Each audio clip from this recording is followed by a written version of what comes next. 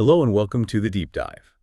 Today we're plunging into a topic that, well, it touches everyone, whether we like to admit it or not. Dishonesty. And we're not just talking about the big splashy scandals you see in the headlines. We're talking about the everyday, quiet fudges and stretches of the truth that we all encounter, and maybe even, participate in, without fully realizing it sometimes. Indeed. And we've got a really fascinating stack of sources to dig into today. We're primarily drawing from The Honest Truth About Dishonesty, How We Lie to Everyone, Especially Ourselves by Dan Ariely. Our mission really is to unpack what truly drives our cheating behaviors, and perhaps more surprisingly, how we manage to stay reasonably honest in our own eyes while doing it. So prepare to have some, let's say, deeply held assumptions about human nature challenged. Yeah, think of this as your shortcut to understanding the surprising psychology behind why we bend the rules, why we twist the facts, and maybe even cheat ourselves sometimes. You might actually be shocked by how much of this isn't about, outright malice or being a bad person, but rather the subtle quirks of the human mind. So let's dive in. The foundations of dishonesty challenging rationality. Okay, so our fascination with cheating, it often starts with these really big events, doesn't it? Like the Enron scandal back in 2001, huge deal. We saw this Wall Street darling just collapse basically through what they called creative accounting tricks. And it wasn't just one or two people. They were aided by consultants, rating agencies, the company's own board, even the accounting firm Arthur Andersen. Right. A whole ecosystem seemed to be involved, and the consequences were just devastating. Stockholders lost everything. Retirement plans vanished. Thousands of people lost their jobs. At the time, it really felt like the work of just a few truly sinister C-level architects, people like Jeffrey Skilling, Kenneth Lay, Andrew Fastow, orchestrating this massive scheme. Exactly. It felt like, okay, these are the bad apples. Find them, punish them, problem solved. But what's truly intriguing here, and what Ariely dives into, is this concept of wishful blindness. He talks about a consultant, let's call him John, who worked very closely with Enron. And John described completely buying into the whole narrative. Enron was innovative, groundbreaking. He saw nothing sinister at all, not until the headlines broke. And even then, he just couldn't believe he'd missed all the signs. Wow.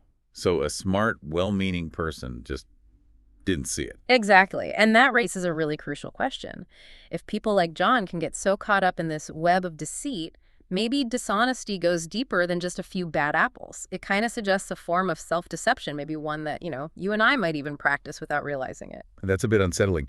It leads us to a really fundamental theory that's dominated economic thinking for ages, right?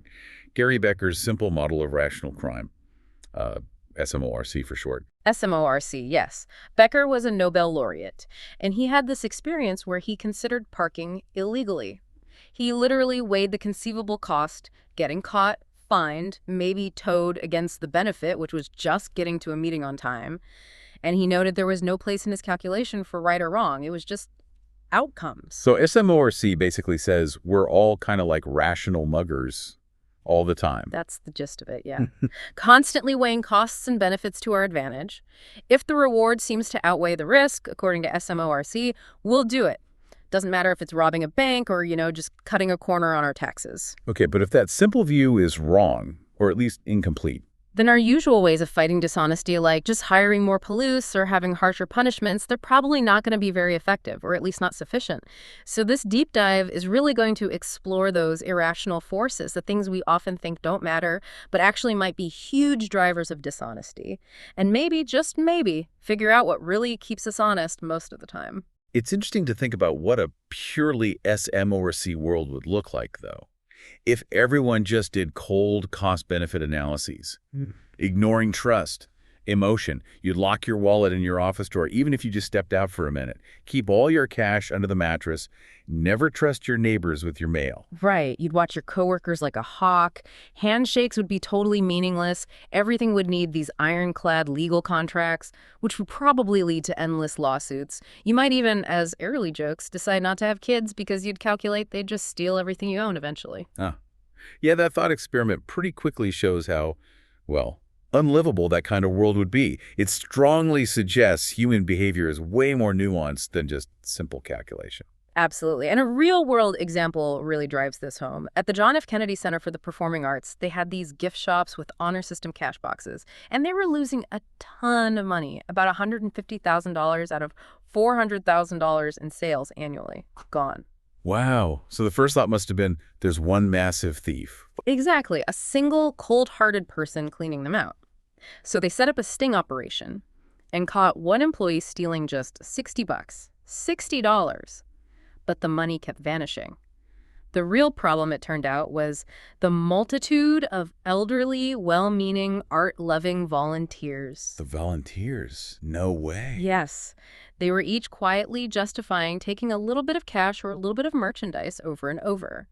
What's fascinating isn't one big criminal act, but lots of people engaging in minor dishonesty. It highlights that, yeah, maybe most of us do need some control, some little reminders to help us do the right thing consistently. Okay, so SMORC seems shaky in the real world. To really put it to the test scientifically, researchers designed this clever experiment. It's called the matrix task. Imagine getting a sheet with 20 little puzzles. Each puzzle has 12 numbers, and you have 5 minutes to find 2 numbers in each puzzle that add up to exactly 10. And you get paid for each one you solve correctly, maybe up to $10 total. Right. And in the baseline, the control condition, people solved the puzzles, then handed their worksheet to an experimenter. The experimenter checked the answers, counted the correct ones, and paid the participant accordingly. On average, people in this condition solved about 4 out of the 20 matrices. That gave a solid baseline for actual honest performance. Okay, 4. But here's where it gets really interesting, as you said, the shredder condition. In this version, participants still solves the puzzles. But then they counted their own correct answers. And then they walked over to a shredder and shredded their worksheet before going to get paid. So nobody could ever check their work. The risk of getting caught was basically 0. What do you think happened? Well, the results were really telling. Participants in that shredder condition claimed to have solved, on average, 6 matrices. That's 2 more than the control group, the ones who were checked. But crucially, this wasn't because a few people claimed they solved like 18 or 20. It was, as Ariely puts it, lots of people who cheated by just a little bit. A widespread, small-scale fudging. Just 2 extra answers on average. That's subtle. Now, SMORC, the rational model, would logically predict the more money at stake, the more incentive to cheat. Exactly. So they ran another version where they varied the payment per correct matrix from just 25 cents all the way up to $10 per matrix. Big difference in potential payout. So did people claim way more correct answers when they stood to gain $10 each time? You'd think so. And interestingly, when they asked other participants to predict the results, those people did predict that cheating would go up with the reward. They bought into the SMORC logic. But the actual results? Nope, didn't happen. Regardless of whether they stood to gain 25 cents or $10 per question, participants still only added, on average, about 2 extra questions to their score. In fact, believe it or not, the amount of cheating was slightly lower at the highest $10 level. Lower. That completely blows SMORC out of the water, doesn't it? It really does. It strongly suggests that the amount of potential monetary gain isn't the main thing driving how much we cheat, at least in these small ways. Something else is going on. Okay, what about the other pillar of SMORC? The probability of getting caught. If there's less chance of being caught, rational theory says people should cheat more. Right. So they designed another clever setup. They had participants do the matrix task again, but this time they paid themselves from a big bowl of cash at the end. And the experiment was proctored either by a sighted research assistant named Tali or a blind research assistant named Einov. So obviously it would be much easier to take extra money to cheat when Einov, the blind assistant, was there, right? Logically, yes. Easier to get away with it. But surprisingly, participants cheated just as much when Tali, the sighted assistant, supervised as when Einov was in charge. They still took a bit more money than they actually earned, about the same amount as in the shredder condition, but the level of dishonesty wasn't significantly influenced by the perceived likelihood of being caught. Now, obviously, nobody's going to steal a car if a policeman is standing right there watching. But for these kinds of minor, everyday dishonesties, the risk seems to have less influence than we typically expect. Okay, so if SMORC, this idea that we're just cold calculators of risk and reward, doesn't explain this everyday cheating, what does? Maybe people just cheat a little bit because they don't want to stand out, like they want to seem average. That was another hypothesis. Maybe people moderate their cheating to fit in. So they tested this. They told half the participants in a shredder condition that the average score was 4 matrices. They told the other half the average score was much higher, 8 matrices. Okay, so if people wanted to blend in, the first group might cheat up to, say, 5 or 6, and the second group might cheat up to 9 or 10 just a bit above the perceived average. That would be the prediction if blending in was the driver. But again, nope. Participants cheated by about 2 extra answers, regardless of whether they thought the average was 4 or 8. It didn't matter what they thought others were doing. Wow. So it's not about the money, not about getting caught, not about blending in. Exactly. And this leads to the core idea from Ariely's work. It seems that our sense of our own morality is connected to the amount of cheating we feel comfortable with. We cheat, but only up to a certain point. We cheat just enough to benefit a little, but not so much that we have to fundamentally change our self-image. We want to be able to look ourselves in the mirror and still think we're reasonably honest, decent people. And this internal balancing act, this limit on how much we allow ourselves to cheat while maintaining our self-concept, that's the essence of the fudge factor. The fudge factor, I like that. It's the wiggle room we give ourselves. So they took this research into the wild too, right? Outside the lab. They did. They went to a bustling farmer's market in Beersheba, Israel, a very natural setting. And they had Einav, the blind research assistant, and Taily, the sighted one, separately approach various vegetable vendors. They'd ask the vendor to pick out 2 kilos of tomatoes for them while they quickly ran another errand nearby. Okay, so from a purely rational SMORC perspective, what should the vendor do? Well, if the vendor is just trying to maximize profit, or even maybe overall customer satisfaction, they might logically choose the worst-looking, maybe slightly bruised tomatoes for Einav, the blind customer, because she can't see them anyway, and they'd reserve the nicer, more aesthetically pleasing ones for sighted customers who could appreciate them. That would seem the most efficient allocation. Makes cold, logical sense. But what actually happened? Something quite different. The visual quality of the tomatoes chosen for Einav was not worse than those chosen for Taily. In fact, on average, the tomatoes picked for Einav were slightly superior in quality. The sellers actually went out of their way and at some cost to their business to choose better produce for the blind customer. Wow.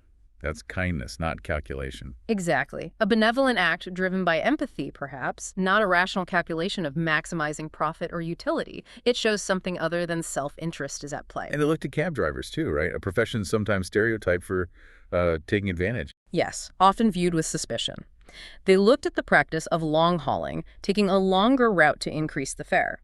So Einav and Taily took cabs in the city 20 times each, always insisting the driver use the meter. Now, the typical metered fare for the route was around 25 Israeli shekels, NIS, but there was also a sort of customary flat rate of 20 NIS that locals often paid. Okay, so what happened with Einav versus Taily? Einav consistently paid less than Taily. Less? How? Einav reported often hearing the drivers actually turn off the meter early before reaching the full 25 NIS fare, specifically to bring her fare closer to the customary 20 NIS. Taily, on the other hand, always paid the full metered fare, whatever it came to, usually around 25 NIS. So the drivers weren't trying to rip off the blind passenger. They were actually giving her a discount. Exactly. It shows 2 really crucial things. First, the drivers didn't perform a SMORC cost-benefit analysis to cheat Einav more, like taking a longer route, which they easily could have. And second, they did better than simply not cheating her. They actively took her interest into account, maybe seeing her vulnerability, and sacrificed some of their own potential income for her benefit. That's fascinating. It really underscores that human honesty and dishonesty seems governed by forces far more complex and, frankly, more interesting than just rational calculations.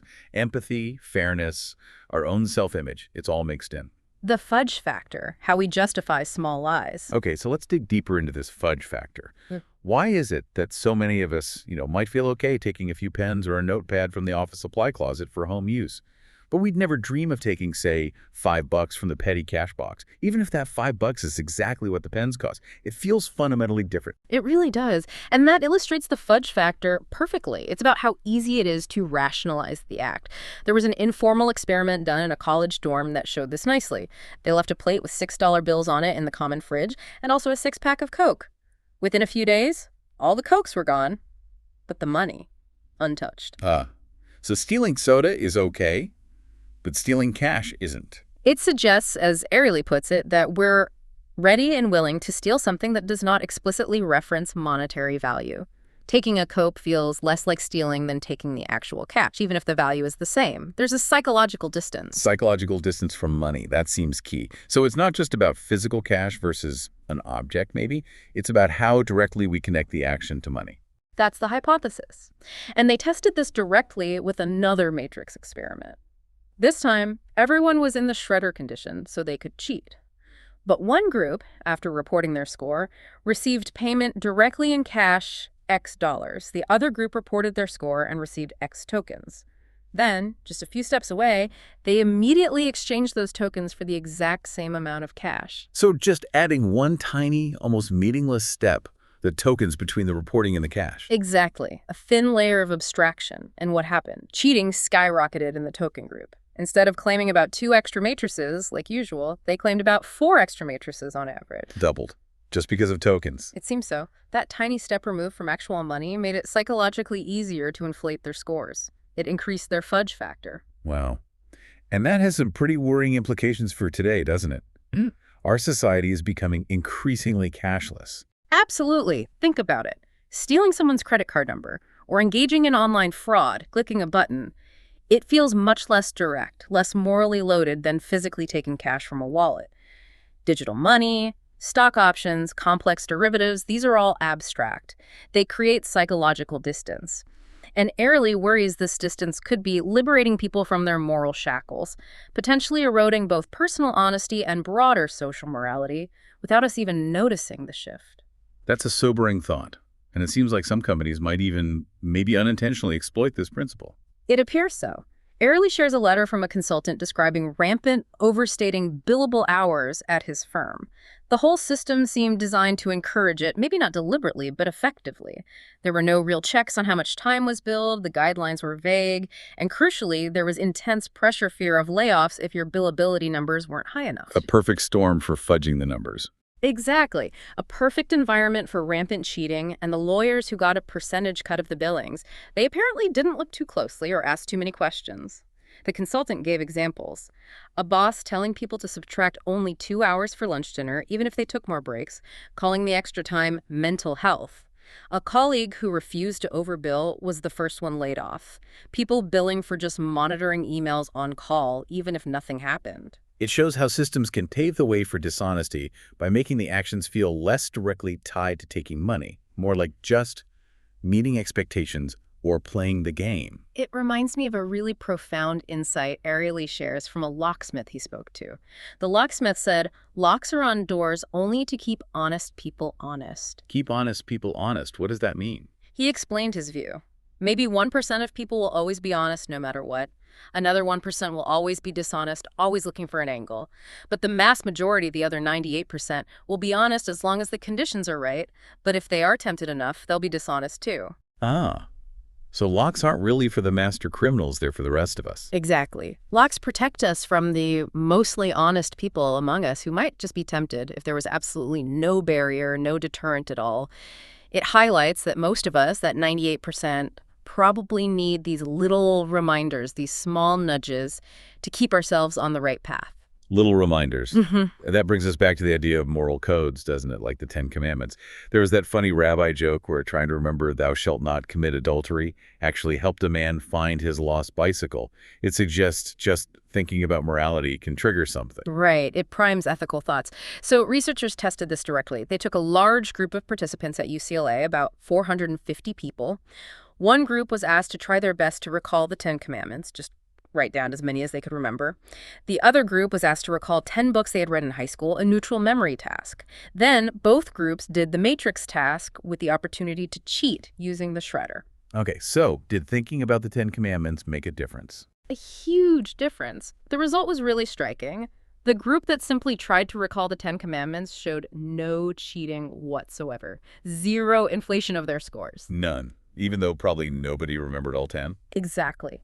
Most couldn't remember all 10, but the effort of thinking about moral rules seemed to completely eliminate the fudging. Meanwhile, the group recalling books, they showed the typical pattern. Widespread, moderate cheating, claiming those extra 2 answers on average. Wow. So just activating that moral framework was enough. It seems so, and interestingly, they found a similar effect even when self-declared atheists were asked to swear on a Bible before the task. They also showed no cheating. The symbolic act mattered. That leads directly to things like honor codes in schools, doesn't it? It does. So they tested this too. They went to MIT and Yale, neither of which has a formal university-wide honor code system like some other schools. Before students did the matrix task with the shredder, some were asked to sign a simple statement at the top of their instruction sheet. The statement just said, "I understand that this experiment falls under the guidelines of the MIT Honor Code." Even though no such code actually existed. Exactly. It was a completely fabricated reference. And did signing a matter? Absolutely. The students who signed that statement acknowledging this non-existent honor code, they did not cheat at all. The students who didn't sign the statement showed the usual pattern of cheating by a couple of matrices. Incredible. The mere act of signing your name next to the idea of an ethical standard was that powerful. It seems to be. But then they asked, what about universities that do have strong, long-standing honor codes? Like Princeton. Princeton has had an honor code since 1893. They remind students about it constantly. It's part of the culture. Does that kind of deep immersion create a more permanently honest student? You'd hope so, right? All that ethics training should stick. You would hope. But sadly, the results suggested otherwise. When Princeton students did the matrix task without being asked to sign the honor code statement right before the task, they cheated just as much as the MIT and Yale students did. No difference. Yeah. Despite the ingrained code. No difference in that condition. However, when another group of Princeton students was asked to sign the statement just before the task, guess what? They didn't cheat. They didn't cheat, just like the MIT and Yale students who signed. So it's not about having the code ingrained in you over years. It's about the reminder right at the moment of temptation. That seems to be the key takeaway. Constant situational reminders are crucial.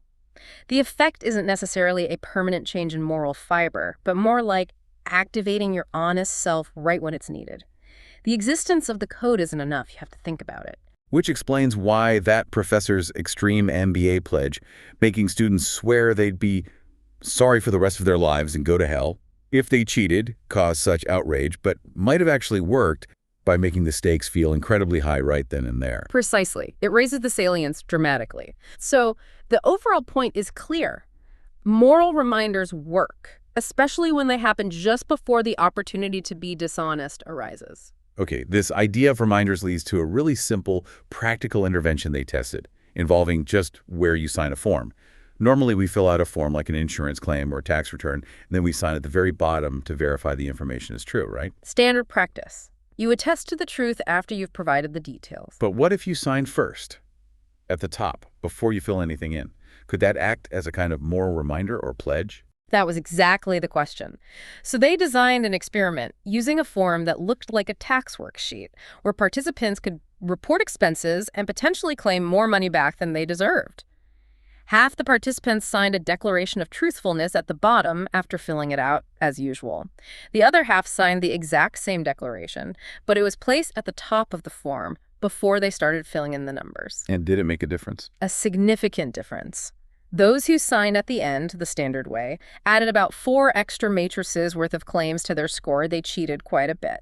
But those who signed at the top before filling it out, they claimed only about 1 extra matrix. Much more honest. Wow. Just moving the signature line. Seems like it. They found the same pattern when testing it with travel reimbursements forms, too. Sign at the top participants claimed significantly less money than sign at the bottom participants. That seems like such an easy fix. Did they try to get, say, the IRS interested in this? Imagine the potential tax revenue. They did propose it to the IRS, suggesting that putting the signature line at the top of tax forms could act as a pledge and boost honesty. But the IRS apparently dismissed the idea, citing legal reasons, saying the signature had to come after the information as verification, calling the suggestion illegal or confusing. Bureaucracy got in the way. That's frustrating. Did anyone try it? Yes, a large insurance company was willing to test it with what Ariely calls moderately successful results in terms of implementation. They knew people often fudge numbers on insurance forms, like underreporting mileage driven to get lower premiums. They estimated people typically underreport by 10–15%. So they tested the sign at top versus sign at bottom approach on the part of the form where customers report their car's odometer reading. Those who signed the honesty declaration at the top, before reporting their mileage, reported driving an average of 2,400 more miles than those who signed at the bottom. 2,400 miles. That's a big difference, about 15%, right? Exactly. It suggests the simple sign at the top acted as a moral prophylactic, preventing a significant amount of the typical dishonesty. So, clear evidence it works. Did the insurance company roll it out everywhere? Apparently not. Despite the clear results from their own pilot test, the company wasn't eager to implement the change broadly across all their forms, nor did the IRS reconsider. That seems irrational, doesn't it? For these big, supposedly rational organizations to ignore a simple, effective way to reduce dishonesty. It does highlight a paradox. While individuals might be swayed by these subtle psychological nudges, large organizations can sometimes show surprising resistance to change, even when it's demonstrably beneficial. So pulling this part together, all these experiments of the tokens, the reminders, the signatures, they really hammer home that our dishonesty isn't usually this cold, rational SMORC calculation. Exactly. It seems much more driven by this fudge factor, our amazing ability to rationalize our actions, to stretch the truth just enough so we can still feel good about ourselves. And when you reduce that ability to rationalize, maybe by making the connection to money more direct, or by bringing moral standards to the front of our minds right before we act, the fudge factor shrinks, and we become much less comfortable with cheating. It really reframes how we should think about preventing dishonesty. It's less about external punishment and more about managing our internal moral landscape. Games we play with ourselves and others. Okay, let's talk about golf. It's often called a gentleman's game, right? A contest of man versus himself. But it's also a game with a lot of self-scoring, fuzzy situations and plenty of opportunities for, well, let's just say creative scorekeeping, especially when maybe nobody's watching too closely. Precisely. It makes golf a fantastic natural laboratory for studying dishonesty and rationalization. Ariely and his colleagues actually surveyed thousands of golfers about how they, or rather how they think the average golfer, might cheat. One specific area they looked at was improving your lie, moving the golf ball to a better spot. And they asked about doing this with different degrees of psychological distance from the dishonest act itself. How so? Well, you could move it directly with your hand, very blatant. Or you could nudge it with your shoe, kind of kicking it slightly a bit less direct. Or you could use your golf club to sort of accidentally reposition it, the most indirect method. Creating more steps between the intention and the outcome. Does that distance matter? According to the golfers surveyed, absolutely. Dishonesty increased significantly with psychological distance. They predicted the average golfer would move the ball with their club about 23% of the time. They predicted kicking it with a shoe would happen about 14% of the time, but moving it directly with their hand, only 10% of the time. So the more deniability you can build in, the easier it is to cheat. Exactly. Cheating becomes much simpler when there are more steps between us and the dishonest act, allowing for much easier rationalization. Oh, the club just slipped. What about mulligans? Taking a do-over shot, which is totally illegal in formal play. Another common temptation. They asked golfers about the likelihood of taking an illegal mulligan on the first hole versus taking one on the 9th hole. Both are equally against the rules. But psychologically, they feel different, don't they? Completely different. Self-justification is key here. On the very first hole, if you hit a terrible shot, it's relatively easy to rationalize taking a mulligan by telling yourself, okay, now I'm really starting the game, or that was just a practice swing. You can kind of erase it mentally. Right, pretend it didn't count. But on the 9th hole? On the 9th hole, you're well into the round. Taking a mulligan, then, is a much clearer admission that you're simply not counting a bad shot you definitely made. It's harder to square with being an honest player. So did the predictions reflect that difference in rationalization? Massively. Golfers predicted that the average player would take an illegal mulligan on the first hole about 40% of the time. 40%? That's a lot. It is. But on the 9th hole, they predicted it would happen only 15% of the time. Wow, 40 versus 15% for the exact same rule violation. That really shows the power of the stories we tell ourselves. It really does. Our internal narrative makes a huge difference. They also look at what they call fuzzy reality, how we manipulate the perception of scores before they become concrete. Imagine you actually took 6 strokes on a par 5 hole. What's easier to justify to yourself? Writing down 5 on the scorecard right from the start, or writing down the true 6 and then deliberately adding up the scorecard incorrectly later to make the total come out as if you'd shot a 5? I guess writing the 5 down initially feels less like deliberate cheating, more like an optimistic recording. Fudging the addition later feels more calculated. That's exactly what the golfers predicted. They estimated 15% of average golfers would just write down the improved score of 5 initially, but only 5% would deliberately add inaccurately later on. So it's easier to bend reality when it's still fuzzy. Precisely. Ariely calls it Schrodinger's scorecard. Until the score is actually written down and finalized, it exists in this quantum state of fuzzy reality. We can nudge it one way or the other, but once it's written down, it becomes objective reality. And deliberately altering that documented fact feels much more dishonest and harder to justify. Okay, so golf teaches us a lot about the subtle ways we cheat and rationalize. It seems the more distance, the more ambiguity, the easier it is. Absolutely. And it's crucial that they asked about the average golfer, not you. Because when they did ask golfers about their own behavior directly, the numbers plummeted. People claimed they only moved the ball with a club 8% of the time, down from 23%, kicked it 4%, down from 14%, and used their hand 2.5%, down from 10%. Huh. So other golfers cheat way more than I do. Pretty much. It suggests golfers not only cheat a lot in golf, they also lie about lying. The overall lesson seems clear. When actions are distant, suspended, easily rationalized, we golfers and everyone else find it easier to be dishonest, all while maintaining a surprisingly positive self-image. Now let's shift from games to situations where our own motivations can seriously blind us, often without us even realizing it. Conflicts of interest. Right. Imagine you go to your dentist, and maybe they've just invested a huge amount of money in one of those fancy new CAD/CAM machines that mills crowns right there in the office. Super expensive tech. Now they're looking at your teeth, and suddenly they point out some crazed lines. These are tiny, usually completely harmless, asymptomatic cracks in the tooth enamel. Most of the time, they need absolutely no treatment. But the dentist, who really wants to use their new machine and recoup the investment, looks concerned and suggests, we should probably put a crown on that. It's not hypothetical. Ariely shares a real story from a former VP of a dental company. A dentist in Missouri bought this expensive CAD/CAM equipment. And suddenly, he started looking at crazed lines differently. He saw them as opportunities. He recommended a crown for a young law student's perfectly harmless crazed line. She trusted him, got the crown. But the unnecessary procedure led to the tooth becoming symptomatic, needing a root canal, then a failed second root canal, and eventually complex surgery. Oh my gosh. All from an unnecessary crown. All from an unnecessary crown driven by the dentist's investment. The student, when she graduated law school and understood what happened, sued the dentist and won. It's a stark example of how perfectly well-meaning people, probably not malicious dentists, can get tripped up by the quirks of the human mind when strong financial incentives are involved. So it's not necessarily about dentists being corrupt, but about how these biased incentives can unconsciously lead even good professionals astray. Exactly. They make a big investment. They naturally want to use the equipment. They want to feel the investment was worthwhile.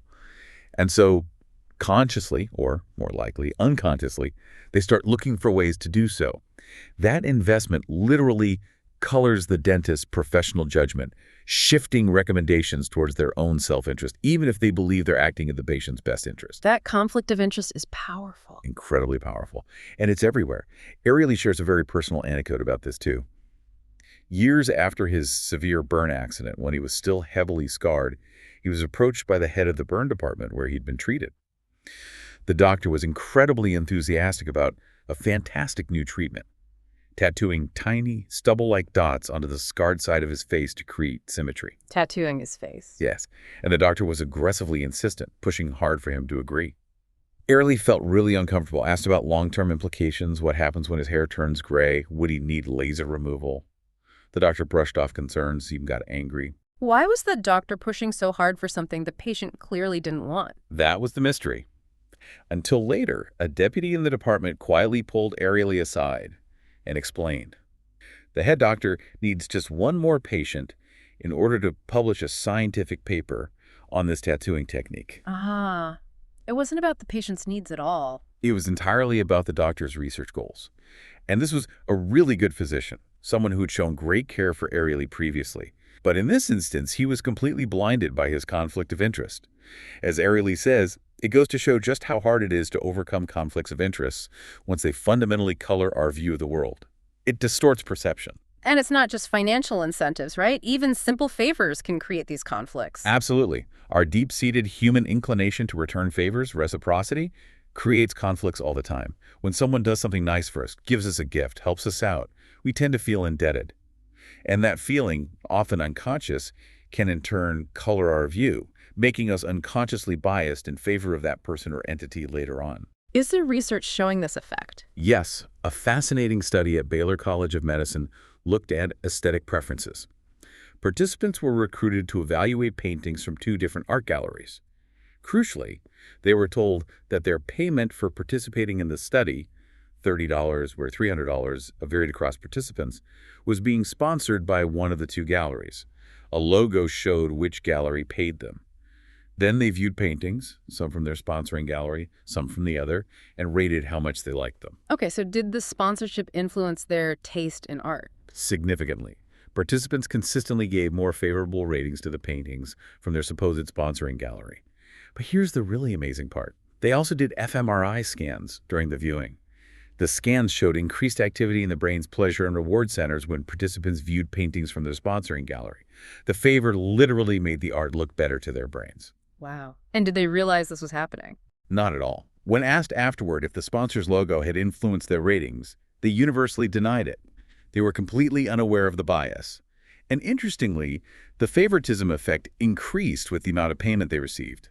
A bigger favor created a stronger bias. That's incredible. A purely financial favor, totally unrelated to the art itself, created this deep sense of reciprocity that biased their judgments without them even knowing it. Exactly. And this fundamental human propensity for reciprocity is exploited constantly. Think about governmental lobbyists.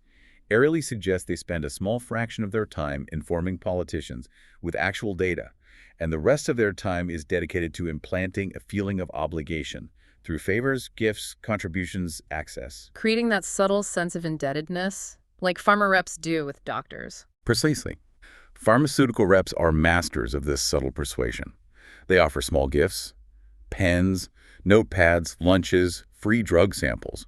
These aren't bribes, but they trigger that reciprocity mechanism. They maintain detailed databases on doctors' prescribing habits, know their favorite foods, their kids' names, even strategically use attractive reps, all to build relationships and obligation. Ariely mentioned some specific tactics, right? Like the dine and dash. Yes, offering free takeout meals dropped off at the office, or the black mug that became a status symbol because it meant free coffee refills from the rep. He recounts stories from former reps about even more shocking things. A rep literally escorting a doctor to ballroom dancing lessons just to secure her attendance at an evening seminar.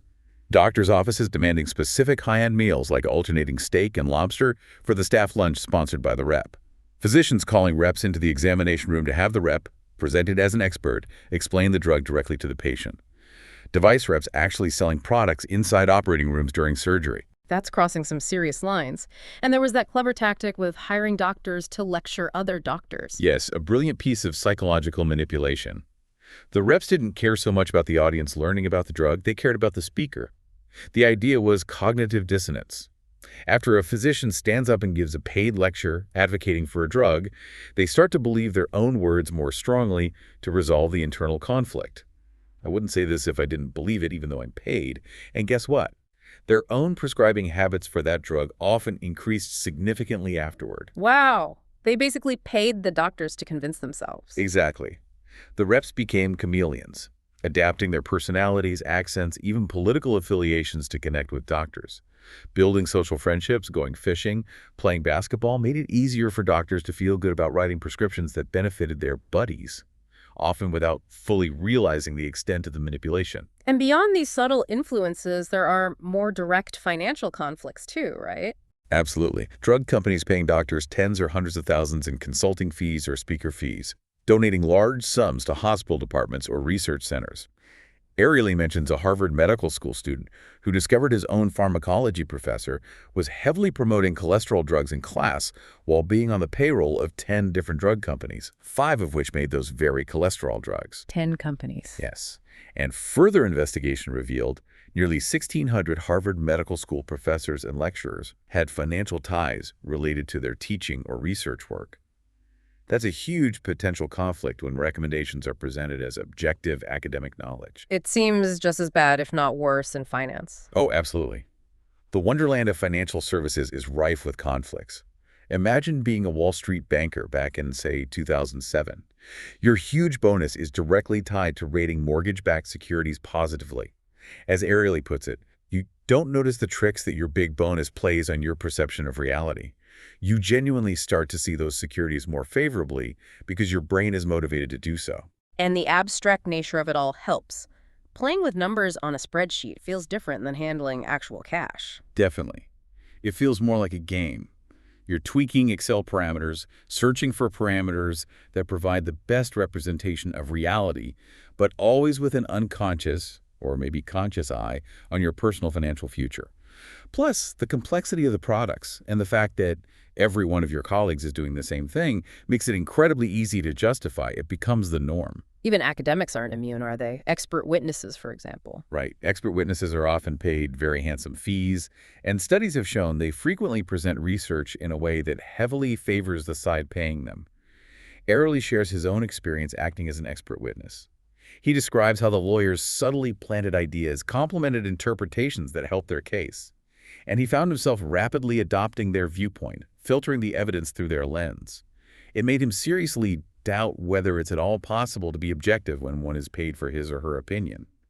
The bias creeps in so easily. He even caught himself being biased in his own research, didn't he? The drunk man and the data point story. Yes, very honest self-reflection.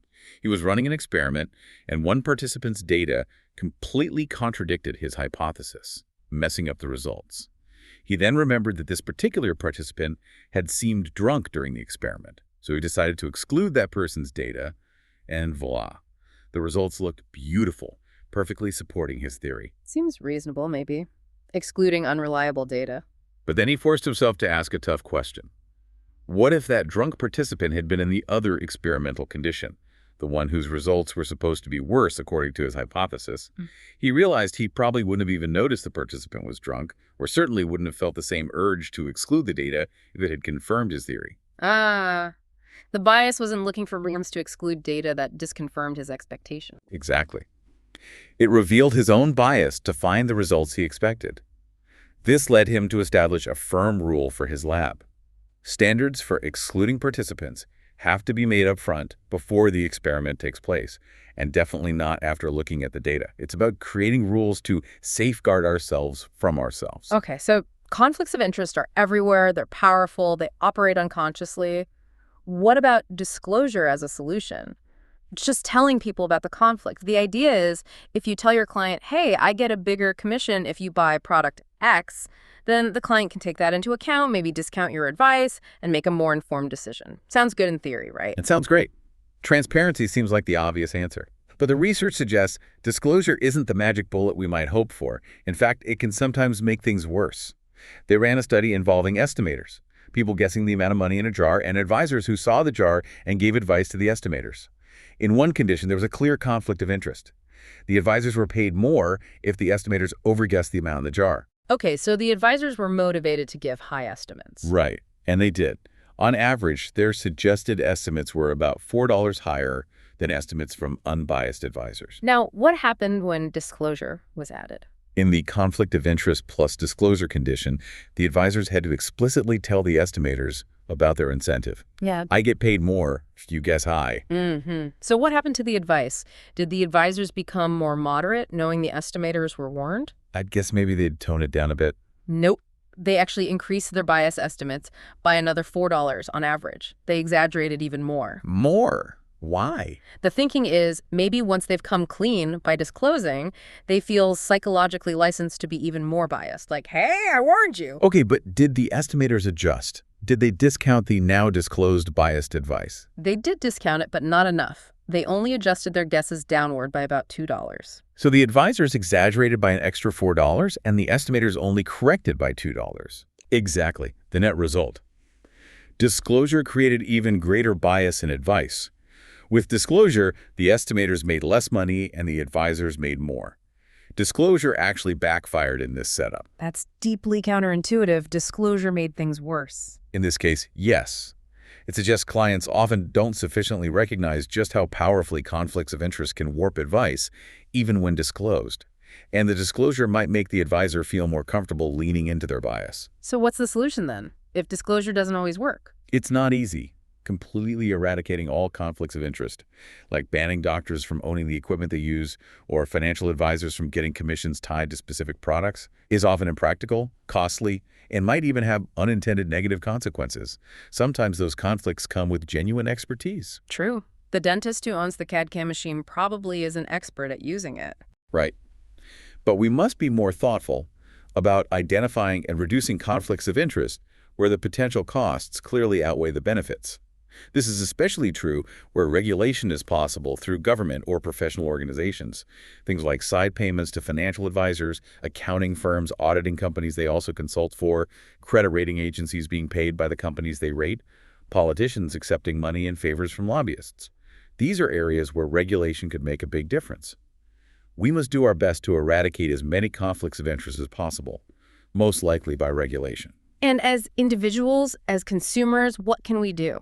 We have power through our wallets. We can actively seek out providers who have fewer obvious conflicts of interest. And perhaps most importantly, for really serious decisions, medical procedures, major financial investments, we should spend just a little extra time and energy to seek a second opinion from a party that has no financial stake in the decision at hand. Get advice from someone truly objective. That simple step can be incredibly valuable. When self-control falters and fakes deceit. Okay, let's shift gears a bit. Have you ever noticed that after a really long, physically exhausting day, maybe you spent all Saturday moving boxes when dinner time rolls around, the idea of making a healthy salad just seems impossible? You're way more likely to grab greasy Chinese takeout or dial up a pizza, right? It's like your willpower just evaporates. Clearly, it's going to be a takeout night. Oh, definitely. And that's not just you being lazy. There's a real psychological phenomenon behind it. Ariely calls it a mysterious connection between exhaustion and the consumption of junk food. But it's actually less mysterious now. It helps explain why so many diets fail, especially in the evenings, and why people often relapse into old habits like smoking or drinking when they're under stress or feeling depleted. It comes down to this fundamental struggle between our impulsive emotional selves and our rational deliberative selves. A conflict thinkers have noted for centuries, from Adam and Eve in the garden to Odysseus having his crew tie him to the mast so he could resist the siren's deadly song. So our rational side gets tired? Essentially, yes. An experiment on cognitive load by Babashev and Sasha Fedorkin showed this really clearly. They had participants come into the lab and asked them to memorize a number. For one group, it was a simple 2-digit number, easy. For the other group, it was a challenging 7-digit number, much harder to keep in mind. Then, while holding that number in their memory, they walked down a hall and were offered a choice of snack. Either a healthy fruit salad or a rich, indulgent slice of chocolate cake. Okay, so did wrestling with the harder number affect their snack choice? Big time.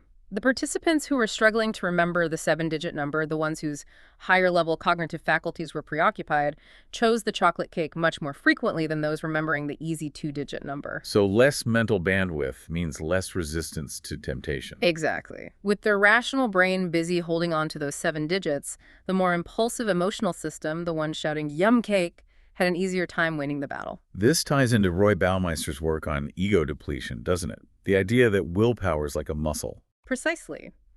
Baumeister argues that willpower, or self-control, is a limited resource. It gets tired from overuse, just like a physical muscle. Every time you resist a temptation during the day, saying no to that donut, holding your tongue in traffic, focusing on a boring task, you expend some of that limited willpower energy.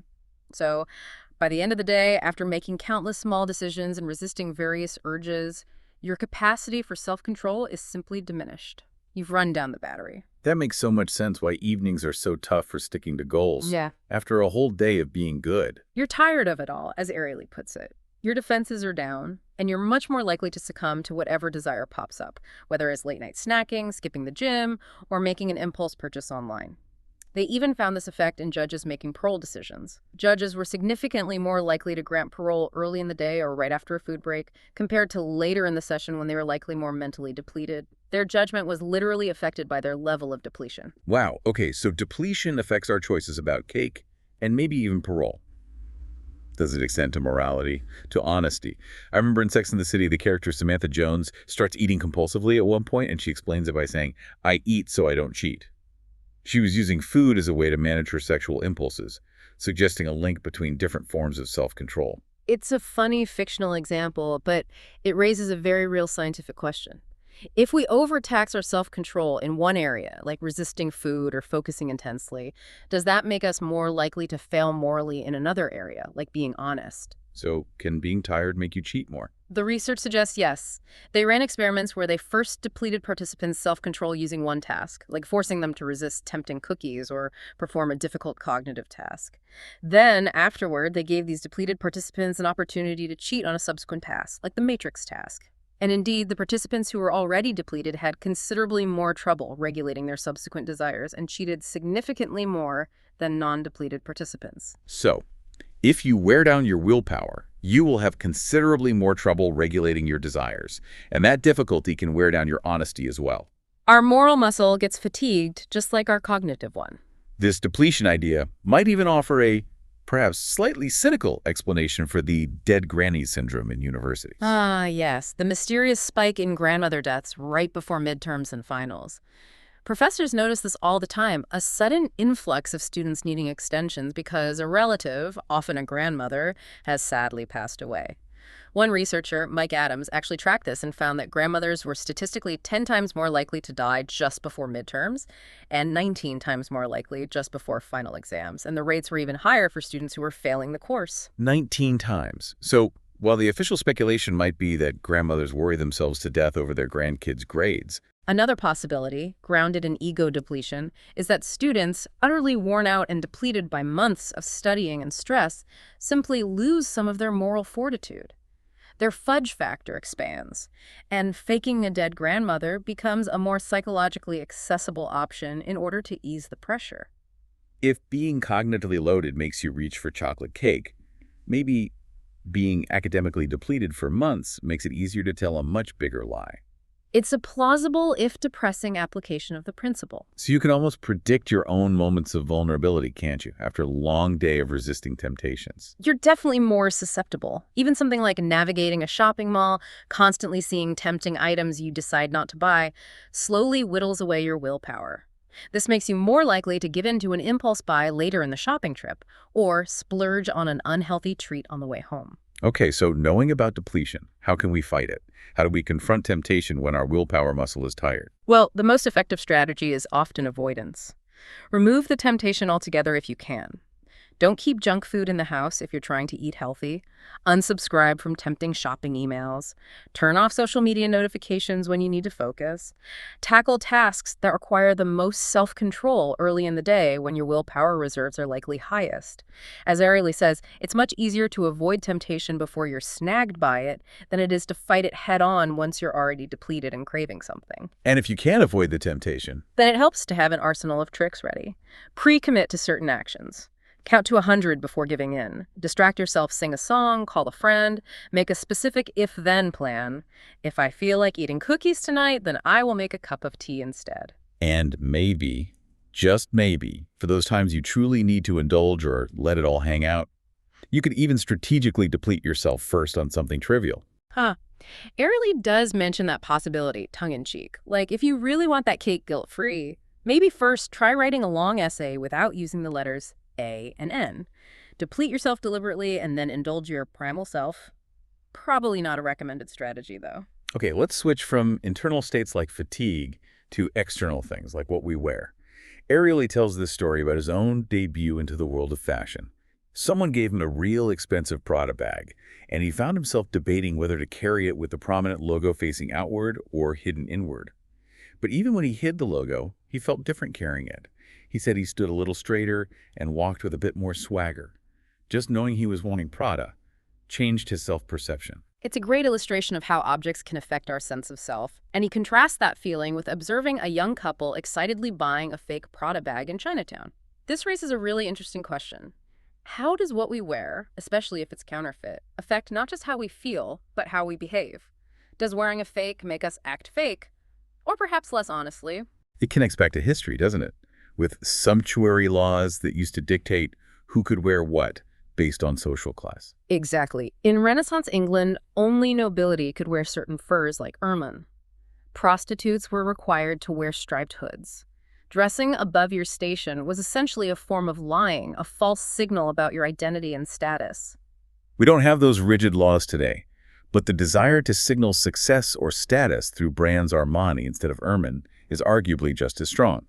And counterfeit goods tap right into that desire. And the key psychological concept here might be self-signaling. The idea is that we often don't have a perfectly clear, fixed notion of who we are. Instead, we figure ourselves out by observing our own actions, just like we observe others' actions to figure them out. Our behavior signals things to ourselves about our preferences and character. So if you choose to wear a counterfeit product, knowing it's fake, what does that action signal to yourself about your own character? Does it make you feel less authentic, less legitimate? And could feeling less legitimate then make you behave less honestly in other unrelated situations? That's the core question. How did they test it? Francesca Gino, Mike Norden, and Dan Ariely collaborated on an experiment specifically about this. They recruited female participants and gave them sunglasses to wear during the experiment, ostensibly to test perceptions while wearing them. One group got genuine high-end Chloe sunglasses worth hundreds of dollars. Another group got identical-looking sunglasses, but they were explicitly told these were counterfeit fakes. A third, control group, just wore sunglasses without any specific brand information. After wearing the glasses for a bit, all participants completed the matrix task with the usual opportunity to cheat and get paid more. Okay, moment of truth. Did wearing the fakes influence cheating? It did, significantly. The results were really compelling. The women who knowingly wore the fake Chloe sunglasses cheated significantly more on the matrix task, claimed more unearned money than both the women wearing the real Chloe sunglasses and those in the control group. Wow. Just wearing fake sunglasses made them more dishonest. It seems so. Ariely's tongue-in-cheek takeaway. The moral of the story: if you, your friend, or someone you are dating wears counterfeit products, be careful. Another act of dishonesty may be closer than you expect. Why would wearing fakes have that effect? Is it connected to that what the hell effect we talked about with dieting? That's the proposed mechanism. The what the hell effect applies here too. Think about it. If you're trying to be an honest person, but you've already made one small dishonest choice, deciding to wear a counterfeit item which is inherently deceptive, it might slightly shift your self-perception. You've already crossed a small line. So when the next temptation comes along, like cheating on the matrix task, it might be easier to say, oh, what the hell, I'm already wearing fakes. What's a little more fudging? One transgression makes the next one easier. Exactly. It suggests that a single act of dishonesty, especially one that has a constant physical reminder like that fake logo staring back at you, can subtly change your behavior and self-concept from that point onward, loosening your moral standards just a bit. Did wearing the fakes affect anything else? Like how they viewed other people? Yes, that was another fascinating part of the study. After the matrix task, the participants wearing either the real or the fake sunglasses filled out a survey. The survey asked them to judge how likely other people were to engage in various questionable or dishonest behaviors, things like standing in the express checkout line with too many groceries, inflating expense reports, lying about their GPA on a resume. And did the fake wearers see more dishonesty around them? They absolutely did. Those who had worn the fake sunglasses consistently judged all of those ambiguous behaviors by others as more dishonest and more likely to be lies, compared to the judgments made by those who had worn the authentic sunglasses. So engaging in a bit of fakeness yourself makes you more suspicious and cynical about everyone else. It seems that way. Faking it appears to change not only our own behavior, but also the way we view others around us. It casts a more negative, distrustful light on the world. And this probably extends beyond just fake handbags or sunglasses, right? You'd imagine so. Think about other ways people fake it, like misrepresenting academic credentials. Ariely mentions executives like Kenneth Kaiser or Marilee Jones at MIT who were caught with fake degrees years into successful careers. He speculates these kinds of fake academic credentials often start innocently enough, perhaps along the lines of, fake it till you make it. But once one such act has been established, it can bring about a looser moral standard and a higher tendency to cheat elsewhere because of that same what the hell effect. The first big lie makes subsequent smaller lies seem less significant. It's a slippery slope. He also shared that personal story about illegal downloading, didn't he? When someone emailed him about selling bootleg copies of his own audiobook. Yes, a strange email from someone calling himself Elijah, a 30-year-old who sold illegal CDs and DVDs. Elijah explained his business model, how it provided a feeling of ownership and fostered deep care and loyalty with his customers, making it hard for him to imagine working in legal retail. He was rationalizing his illegal activities by framing them positively. Yeah, seeing your own work pirated must make the whole issue feel less abstract, more personal and complicated. You want people to access your work, but creators need to be compensated too. Exactly. It highlights the complex ethics around digital goods and intellectual property. And that original Prada bag that kicked off this whole line of thought for the author, what happened to it? He writes that he made the only possible rational decision. I gave it to my mother. The intricacies of self-deception and social contagion. Okay, let's dive into self-deception itself. Why do we lie to ourselves? Ariely uses the analogy of a feisty blue crab puffing itself up to look bigger and tougher to attract a mate or scare off rivals. He suggests humans engage in similar self-deception, not just to fool others, but maybe primarily to fool ourselves first. Exactly. If we can convince ourselves of the stories we tell that we're smarter, stronger, more competent, more deserving than we might objectively be, then we can project that belief more convincingly to the outside world. Our own belief makes the deception more effective. He tells a really striking personal story about this, involving a wheelchair at an airport. Yes, a powerful example from 1989. It was about 2 years after his severe burn accident. He could walk, albeit with difficulty and pain sometimes, but he wasn't wheelchair-bound. He and a friend, Ken, were flying Air India and facing incredibly long lines. Ken suggested they get a wheelchair for Ariely to bypass the queues. And Ariely, despite being capable of walking, readily agreed and adopted the role of someone needing a wheelchair. So he was essentially faking a disability to get ahead in line. Pretty much. But what happened next was fascinating psychologically. Playing this role suddenly brought all the daily irritations faced by genuinely handicapped people into sharp focus for him, things he hadn't noticed before.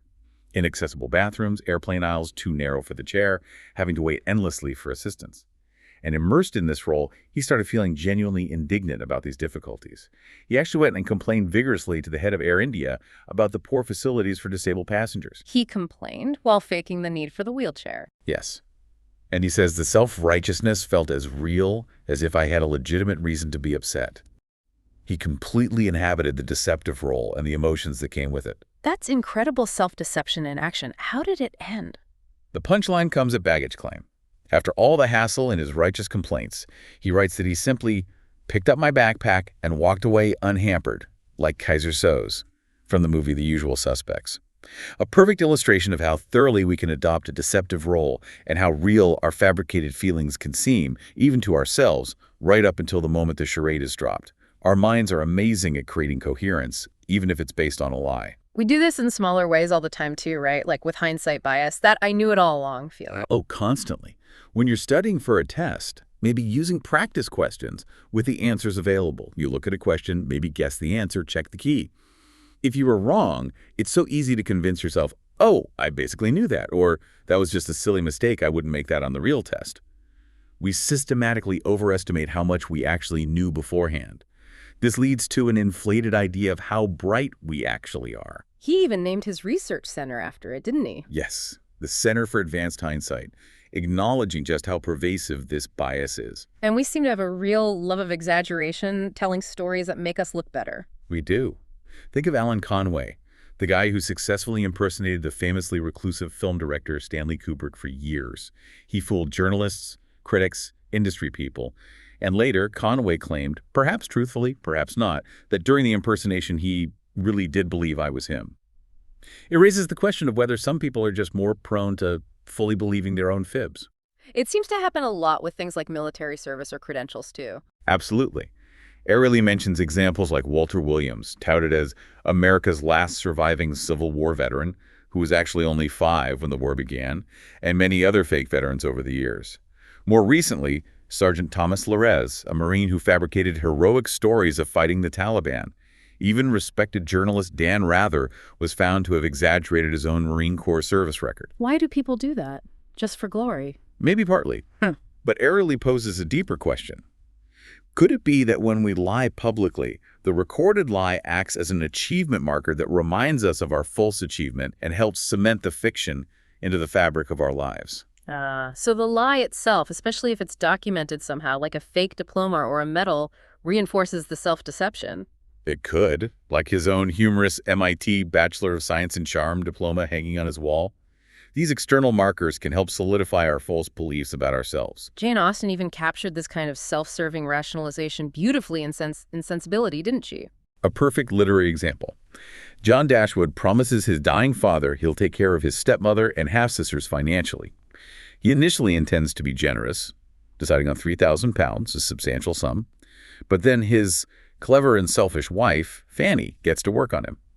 Using all sorts of specious reasoning, she gradually convinces him that giving them any money would practically leave them impoverished. She masterfully reframes his potential generosity as reckless and his selfishness as prudent responsibility to his own family. And he buys it completely, right? His conscience is soothed. Totally. He ends up giving them nothing, fully convinced that it's the right and reasonable thing to do, perfectly rationalizing his own avarice. It's brilliant psychology. We see similar rationalizations in sports, too, especially around doping. Oh, definitely. Athletes caught using steroids, like cyclist Floyd Landis or baseball player Mark McGwire. They achieve huge success, win championships, get massive contracts and public adoration, all while using banned substances. Do they genuinely convince themselves their performance is purely down to their own skill and hard work, and the drugs are just incidental? It's hard to know for sure, but their public statements often suggest a real struggle with self-justification. McGwire, after finally admitting steroid use, said, "I shouldn't have done it, and for that I'm truly sorry," but then immediately implied he had good and bad years both with and without steroids, trying to minimize their impact. The rationalization runs deep. So we deceive ourselves primarily to maintain that positive self-image, right? We gloss over failures, highlight successes, reinterpret events in our favor. Exactly, and sometimes this self-deception can be beneficial. Having a slightly inflated view of our abilities might give us the confidence boost we need to ask someone out on a date or apply for a challenging job. A little optimism helps. But it's a fine line, isn't it? It is. An overly optimistic view of ourselves, untethered from reality, can lead to terrible decisions, risk-taking based on false confidence, or devastating consequences when that inflated self-image inevitably crashes against hard reality. But self-deception isn't always negative or self-serving, is it? What about white lies? Right. White lies are interesting because they involve expanding the fudge factor, but theoretically for another person's benefit, not our own selfish reasons. Think of giving an insincere compliment, telling your partner they look beautiful in that new outfit, even if, objectively, it's not the most flattering thing they've ever worn. Yeah, telling the brutal truth might save them future fashion faux pas, but the white lie saves the evening, maybe even the relationship. Exactly. These little social niceties, these small, well-intentioned deceptions, can be crucial lubricants for social interaction, helping us navigate difficult circumstances or avoid unnecessary hurt. But even well-meaning lies can be complex, can't they? Ariely shares that painful experience as a young burn victim. Yes, a very poignant example of the double-edged sword of comforting lies.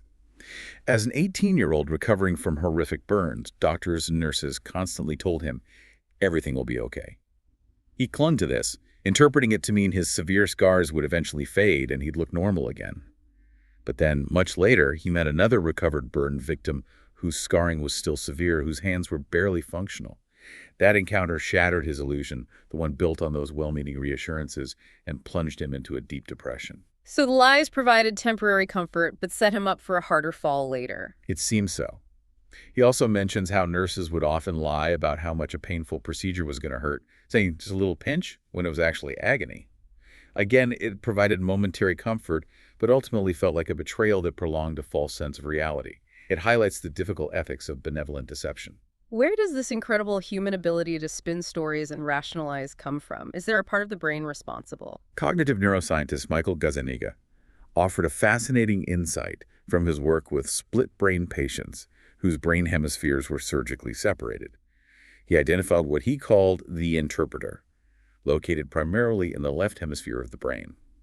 This interpreter seems constantly driven to create coherent narratives and explanations for our actions, feelings, and the world around us, even when it lacks complete information. How did they see this in split-brain patients? In one famous example, they flashed an instruction like laugh only to the patient's right hemisphere, which controls the left side of the body but typically lacks language.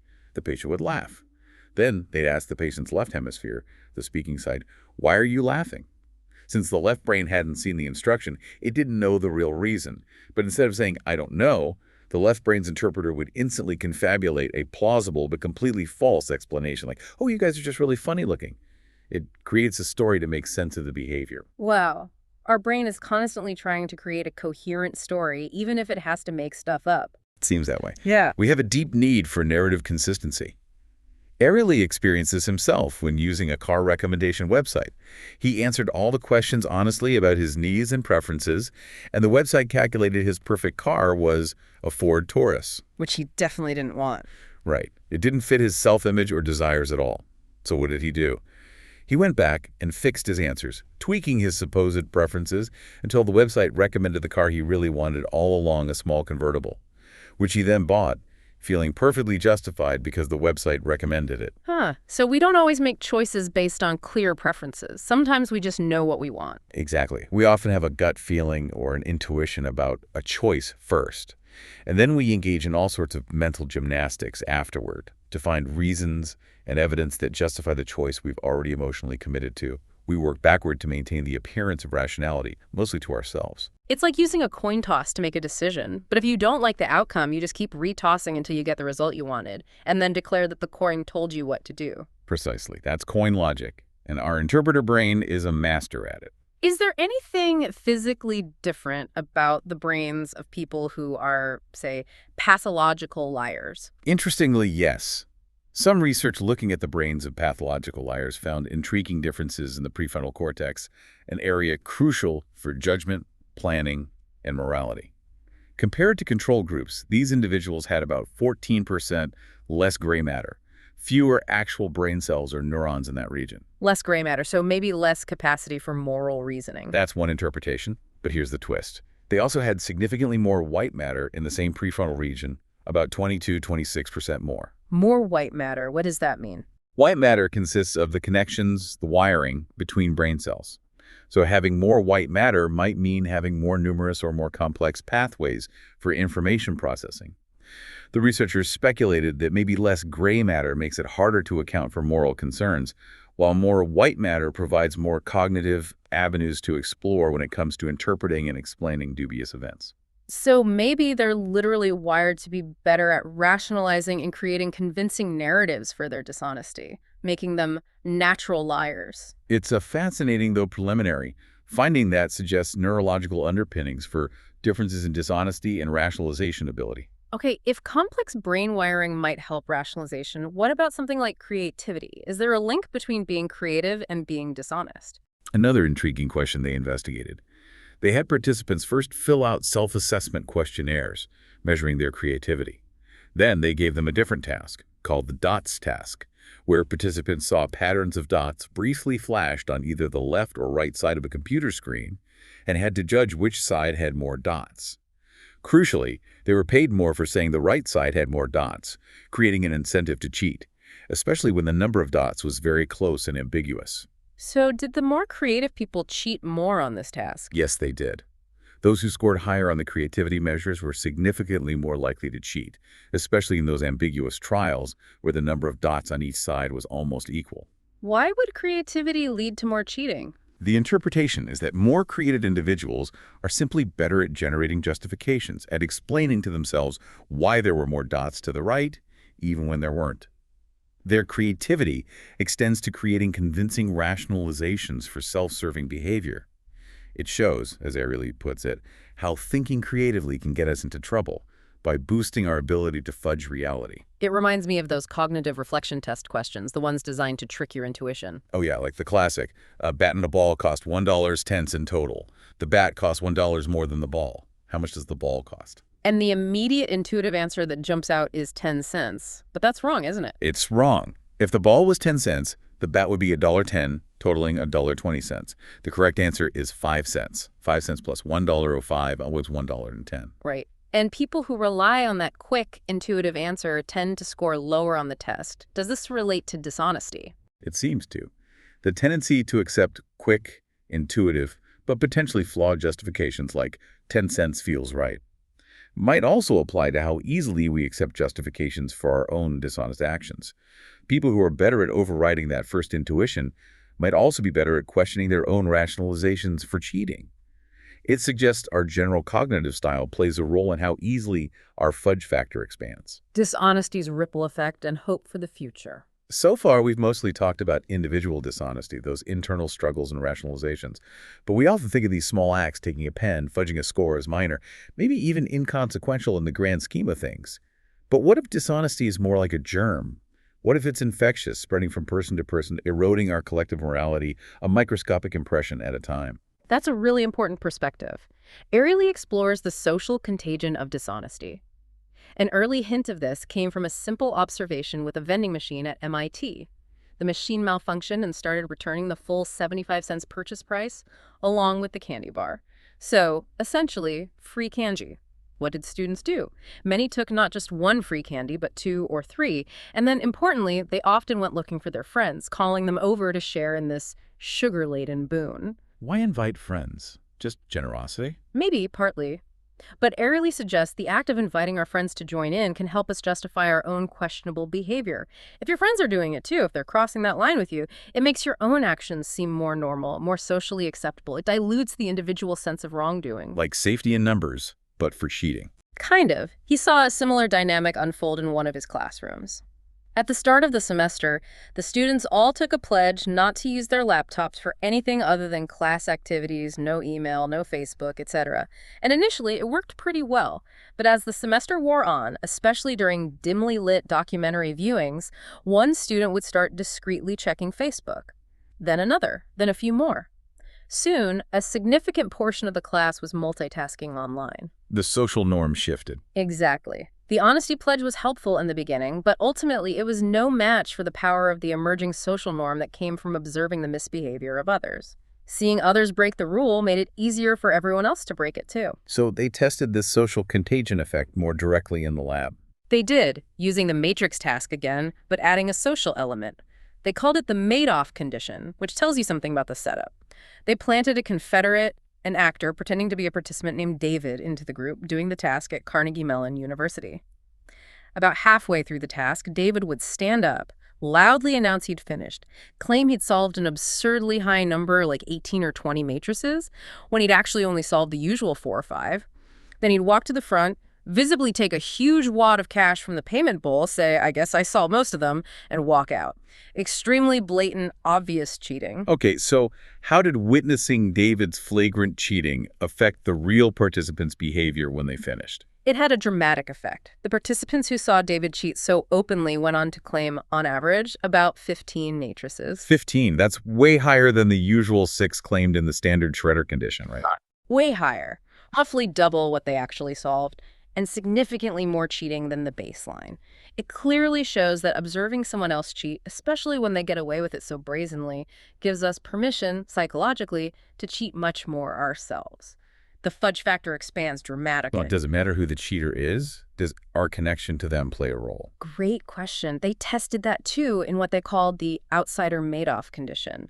This time, the experiment was still at Carnegie Mellon, CMU, but David, the cheating Confederate, wore a very obvious bright blue and gold University of Pittsburgh UPenn sweatshirt. Ah, Pitt is CMU's big local rival, right? So he's clearly marked as an outsider, part of the other group. Exactly. He's not one of us, the CMU students. Now, David does the exact same blatant cheating routine. What happens to the CMU students' cheating levels this time? Maybe seeing an outsider cheat makes them want to be more honest to differentiate themselves. Bingo. When David the outsider cheated, the CMU students actually decreased their cheating significantly. They only claimed about 9 matrices on average. Wow. So down from 15 when the cheater was an in-group member to 9 when he was an outsider. That's a huge swing. It really is. It suggests the social link is absolutely crucial. We might be tempted to cheat more when we see our own group members doing it. It normalizes it for us. But we actively distance ourselves, becoming more honest when we see an outgroup member cheating. Perhaps it triggers a desire to affirm our own group's moral superiority. This social contagion effect seems visible in the real world too, doesn't it? Yeah. Like the example of the U.S. Congress and misuse of PAC money. A potential example, yes. Ariely notes that laws passed forcing public disclosure of how politicians spent PAC money seem to have no effect on curbing questionable spending.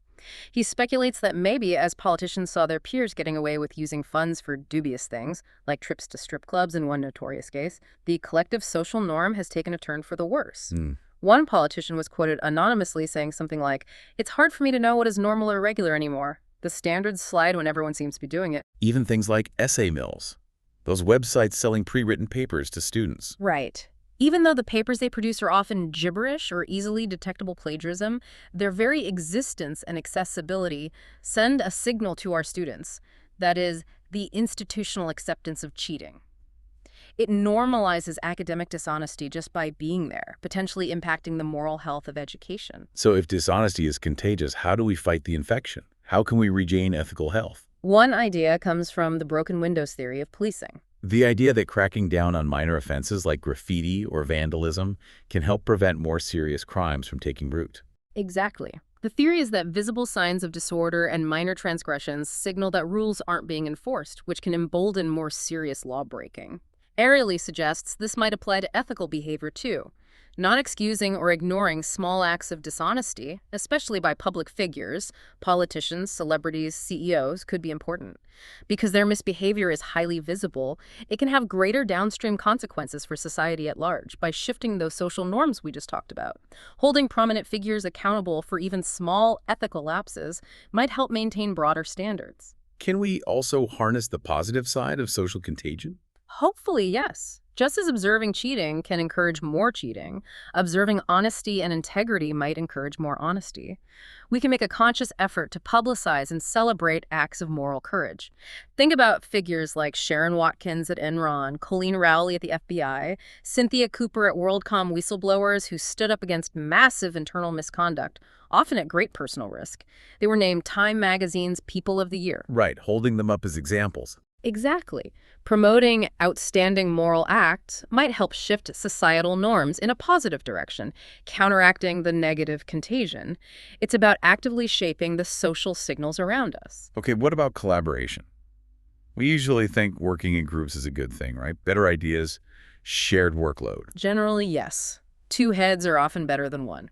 But could collaboration also, paradoxically, foster dishonesty? It's a concerning possibility. Ariely shares a story from a CPA named Jennifer.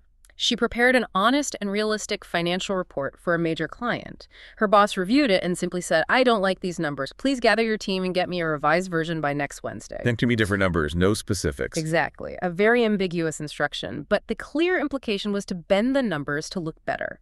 And crucially, this happened in a team context. Jennifer and her teammates' performance reviews and bonuses were likely intertwined and dependent on keeping this client happy. And accounting rules themselves can be fuzzy, right? Very much so. Even fundamental principles like the principle of sincerity, which requires reports to reflect financial status in good faith, are inherently vague. They allow for substantial leeway in interpretation, judgment calls, and potentially bending the guidelines, especially when strong financial incentives and group pressure exist. So this leads to a key question. When we're part of a group, and we know that everyone in the group will benefit if we cheat or bend the rules just a little bit, are we more or less likely to do it compared to when only we ourselves stand to gain? It pits our desire for personal gain against potentially betraying the group or maybe against our desire to help the group. This connects to the idea of social utility, our capacity for empathy, our desire to help others, sometimes even at a cost to ourselves. Could this altruistic impulse actually extend to cheating for the benefit of others? Cheating for others, like being dishonest out of a sense of loyalty or kindness. It sounds strange, but consider this variation of the matrix task. Participants were again in the shredder condition, cheating only for themselves. As usual, they claimed about 6 matrices, cheating by 2. Then, in the distant group condition, participants were told they were part of a 2-person team. They'd never meet their partner, just someone else in the room. They would solve the matrices, report their own score, shred their sheet, and the total payment for both partners would be based on the sum of their individually reported scores, split equally between them. So if I cheat and claim extra matrices, both my anonymous partner and I get more money. Exactly. Your cheating directly benefits someone else, albeit someone you don't know. What happened? Did people cheat less, maybe feeling responsible for their partner? Or more because they were helping someone else? They cheated more. Significantly more. In this condition, participants engaged in even higher levels of cheating, claiming about 3 extra matrices on average compared to the 2 extra they claimed when cheating only for themselves. Wow. So helping someone else, even a stranger, made them more dishonest. It appears so. We humans have a weakness for altruistic cheating, even if we barely know the person who might benefit from our misbehavior. It seems our fudge factor expands even further when we can rationalize our dishonesty as being helpful or pro-social. Sadly, even altruism can have a dark side. That's fascinating. Does this altruistic cheating idea play out in longer-term relationships too, like with service providers we trust? There's evidence it might. A study looking at dentists' recommendations found something interesting about fillings. For back teeth, where appearance doesn't matter much, traditional silver amalgam fillings are often cheaper, stronger, and last longer than white composite fillings. Yet the study found that about a quarter of patients still received the more expensive, less durable white fillings in these hidden back teeth. This is often in the dentist's financial interest. The white fillings cost more upfront and may need replacement sooner. Okay, but here's the twist related to relationships. Yes. The study found this tendency to recommend the more profitable, less optimal white fillings was more pronounced the longer the patient sees the same dentist. So the longer the relationship, the more likely the dentist is to recommend the self-interested option. That seems backward. It does. You'd think trust would lead to better care.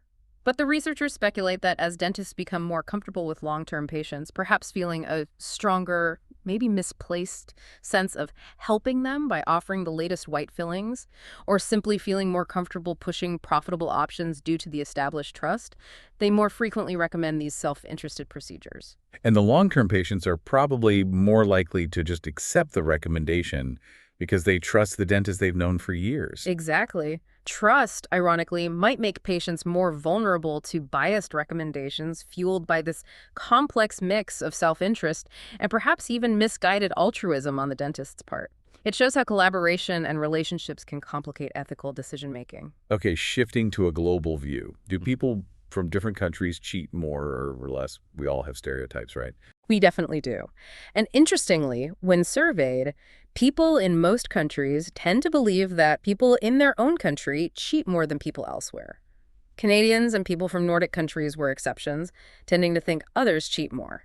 So is it true? Are some cultures inherently more dishonest than others?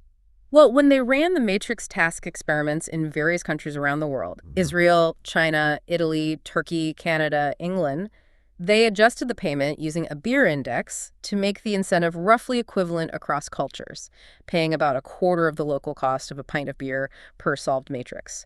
And the results? They found pretty much the exact same levels of dishonesty, that baseline cheating of about 2 extra matrices across all these diverse cultures as they found in the U.S. Really? No significant difference in the amount of this basic fudge factor cheating? Not in these experiments, which seems to contradict both our stereotypes and observable differences in national corruption levels. So how do we reconcile that?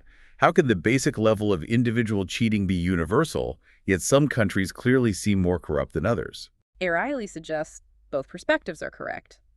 The fundamental amount of individual dishonesty driven by the fudge factor might be relatively universal across humans. However, the types of cheating that are considered acceptable or unacceptable can vary hugely across cultures. Ah, so what counts as cheating changes? Exactly. Things like plagiarism, tax evasion, bribing officials, using illegal software. These might be strongly condemned in one culture, but viewed as neutral, normal, or even something to brag about, like getting away with not paying taxes in another.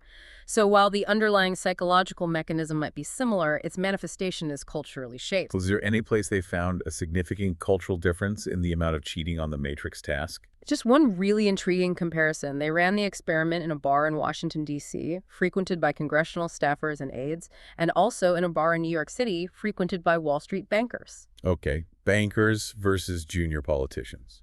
Who cheated more? The bankers cheated significantly more, about twice as much as the congressional staffers, on average. Make of that what you will about the cultures of Wall Street versus Capitol Hill, at least at that time. Interesting. Now, thinking about dishonesty more broadly, Ariely uses infidelity as a kind of prototypical illustration of many of these principles, doesn't he? Yes, he argues it captures many of the characteristics we've discussed. It's rarely a cold cost-benefit decision. It relies heavily on rationalization and justification. My needs aren't being met. It doesn't mean anything. It often starts with small boundary crossings that escalate over time. It's heavily influenced by context and perceived social norms, being away from home on tour, seeing friends or family members cheat. And perhaps creative people, actors, musicians, politicians might be more adept at spinning stories to justify their actions to themselves and others. It encapsulates the complexity of dishonesty. So pulling everything together, the big picture seems to be that we're all capable of cheating. It's not just a few bad apples. Exactly. And we are incredibly adept at telling ourselves stories, at rationalizing so that we can cheat a little, or sometimes a lot, while still believing we are fundamentally good, honest people. That fudge factor is powerful and pervasive. And it's contagious. We catch cheating from others, especially those in our group. And once we start down that path, the what the hell effect makes it easier to continue. It paints a rather complex, perhaps slightly sobering picture of human nature.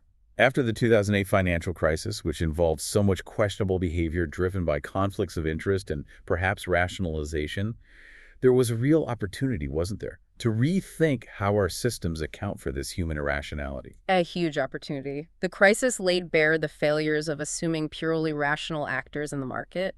The challenge became how to redesign structures in finance, in regulation, in organizations to better guard against these predictable irrationalities and temptations. But have we really learned the lessons? Are the typical measures effective? Things like corporate ethics training classes or those disclosure policies we discussed? Often they fall short because, as Ariely argues, they frequently target the wrong model they're based on SMORC, assuming people cheat based on rational calculation.